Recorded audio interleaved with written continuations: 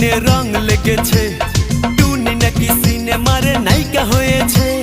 রং লেগেছে, টুনির রং লেগেছে, টুনি নাকি সিনেমারে নায়িকা হয়েছে।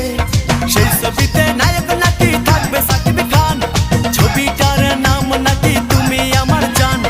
টুনির জ্বালায় এবার আমার যাবে রে প্রাণ, যাবে রে প্রাণ। রং লেগেছে, মনে রং লেগেছে, টুনি নাকি সিনেমারে নায়িকা হয়েছে।